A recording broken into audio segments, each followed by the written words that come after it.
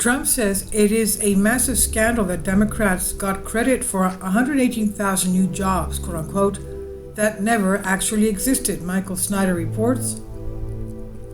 Now they're telling us that 118,000 jobs that the U.S. economy supposedly created never actually existed at all. And as you'll see below, Donald Trump is calling this a massive scandal, and he's right. Month after month, we're given employment numbers that are grossly overstated, and everyone knows it. The grossly overstated numbers make the economy look far better than it actually is, and if Americans perceive that the economy is doing well, they will be more likely to vote for the party that is already controlling the White House. Over the past few years, the difference between economic reality and what the government is actually reporting to us has become absolutely enormous, and many believe that this is being done for nefarious political reasons. We all knew that the revision that we were going to get Wednesday would be huge, but very few expected it would be this huge. U.S. job growth during much of the past year was significantly weaker than previously reported, according to new data published Wednesday. The Bureau of Labor Statistics revised down its total tally of jobs created in the year through March by 818,000 as part of its preliminary annual benchmark review of payroll data. That suggests the economy added an average of 174,000 jobs per month during that time period, below the previous 242,000 estimate. On a monthly basis, that amounts to about 68,000 fewer jobs per month. How can the BLS be off by 118,000 jobs? Either the BLS, Bureau of Labor Statistics, is highly incompetent, or else something else is going on here. Approximately 30% of new jobs that were reported during the 12 months ending in March have been suddenly wiped out. Month after month, the employment numbers have made the Democrats look good, and now we've learned that those numbers were fraudulent. After the gigantic downward revision was announced on Wednesday, Donald Trump said that it is a massive scandal that Democrats got credit for 118,000 jobs that never actually existed at all. Donald Trump has branded revised jobs data released on Wednesday as a massive scandal, and after it was revealed the U.S. economy created 118,000 fewer jobs over the last year than originally reported. The Bureau of Labor Statistics said the jobs growth data for the 12 months to March was actually 30% less than its initial figure of 2.9 million.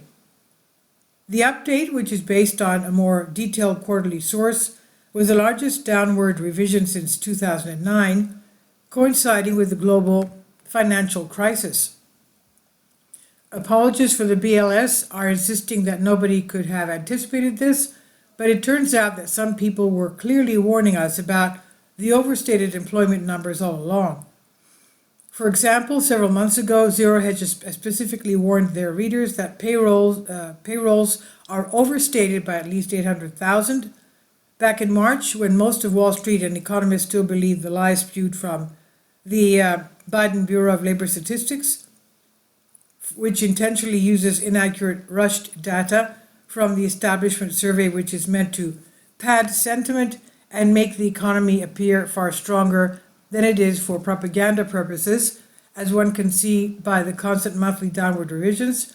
We did an in-depth analysis looking at the actual uncooked numbers published by the Philadelphia Fed preview of the annual quarterly census of employment and wages employment revision, and warned our readers that actual U.S. payrolls are overstated by at least 800,000.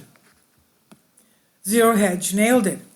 What could the BLS see the same? Why could not the BLS see the same thing?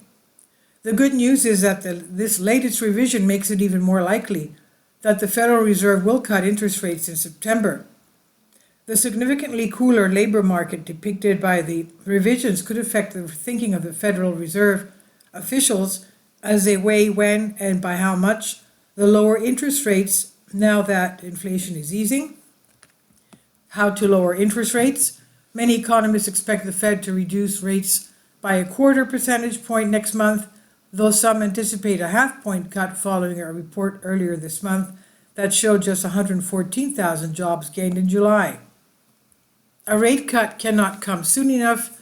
Hopefully we'll see a cut at least 50 basis points because right now large portions of the economy are really struggling. Just look at the restaurant industry. It employs millions of people, and as Kevin O'Leary has pointed out, it has definitely fallen on hard times. The U.S. restaurant industry finds itself on the menu. Seemingly every day, there's a headline announcing a bankruptcy, layoff, or store closure impacting one of the country's most beloved brands. Last month, Red Lobster filed for Chapter 11 after closing nearly 100 stores. Cracker Barrel, with restaurants in 45 states, has seen its share value plummet over the last year. The once booming chain Boston Market, which boasts 1,200 locations in the 1990s, is now reportedly down to 2 dozen. So why is this happening? According to O'Leary, there are several factors that are combining to cripple the industry. Supply chains crippled by the COVID pandemic lockdown have not recovered. Food costs, especially for proteins like chicken, beef, and seafood, are up 30 to 40% over the last 36 months. Worst of all, for the restaurant industry, customers have not returned from the shutdowns. I can't argue with a single thing that O'Leary said here. A restaurant apocalypse has already begun, and it's going to get even worse during the months ahead. That means that a lot more restaurant workers are going to be losing their jobs, and that's already really bad news. And as I noted yesterday, an all-time record high, 28.4% of U.S. adults are already currently looking for a job. The New York Federal Reserve latest poll of consumers found 28.4% of respondents were looking for a job, the highest reading since March 2014, and up from 19.4% a year ago. That includes both individuals already out of a job and ones currently employed but seeking new roles. The readings from New York's Fed thrice annual survey of Consumer Expectation Labor Market Survey add to evidence that the U.S. economic outlook is worsening, even as some economists dial back their odds of a recession. It's infuriating to hear the Democrats talk about how well the economy is doing. They want everyone to believe that everything is just fine, and meanwhile, thousands upon thousands of businesses are declaring bankruptcy. We've entered a period of tremendous economic chaos, but the Democrats would have us believe everything is rainbows and lollipops. Thankfully, there's a growing number of people that can see right through their carefully crafted charade. This is by Michael Snyder on the Economic Collapse blog. Please leave your comments, and thank you for your support. This is by Michael Snyder. About the author, Michael Snyder's extremely controversial new book entitled Chaos is available in paperback and for Kindle on Amazon. He's also written 7 other books that are available on Amazon, including End Times, 7-Year Apocalypse, Lost Profits and the Future of America, The Beginning of the End, and Living a Life That Really Matters. When you purchase any of Michael's books, you help to support the work he's doing. You can also get his articles by email as soon as he publishes them by subscribing to his Substack newsletter. Michael has published thousands of articles on the Economic Collapse blog, End of the American Dream, and the Most Important News, and he always freely and happily allows others to republish those articles on their own websites. These are such troubled times, and people need hope.